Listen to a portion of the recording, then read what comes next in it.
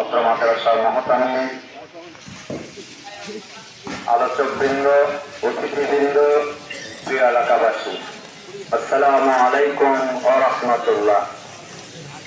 আল্লাহ তাআলার দরবারে আমরা শুকর আদায় করি, দরুদ ও সালাম বিশ্ব মানবতার মুক্তির দূত হুজুরে পাক সাল্লাল্লাহু আলাইহি সাল্লামের প্রতি।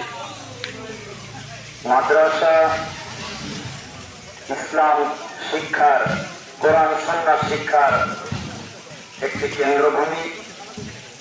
আমাদের বাংলাদেশে প্রকৃত মানুষ তৈরির কারিগর হচ্ছে এই মাদ্রাসাগুলো। আমাদের মাদ্রাসাগুলো যার যেরকম সামর্থ্য অনুযায়ী সার্বিকভাবে সহযোগিতা করে এই মাদ্রাসাগুলো ডেভেলপ করা প্রয়োজন। আমাদের বাংলাদেশে জেনারেল শিক্ষাও রয়েছে, কিন্তু সেখানে কোরআন সুন্নাহ না থাকার কারণে আজকে জেনারেল শিক্ষায় অর্জন করে একজন ডাক্তার হচ্ছে, ইঞ্জিনিয়ার হচ্ছে, কিন্তু একেবারে 100% প্রকৃত মানুষ হতে পারছে না। তাদেরকে আবার আলেমদের কাছে বা ওলামাদের কাছে মাদ্রাসায় এসে কোরআন সুন্নাহ শিখতে হচ্ছে। কিন্তু মাদ্রাসা এমন একটি প্রতিষ্ঠান যেখান থেকে একটি ছাত্র পড়াশোনা করে বের হওয়ার পরে তার পিতা মাতার সাথে আচরণ বলেন, সমাজের সাথে আচরণ বলেন, তার আমল আখলাক বলেন, সব দিক থেকে কিন্তু একজন ভালো ছাত্র আমরা পাচ্ছি। এজন্য জেনারেল শিক্ষার পাশাপাশি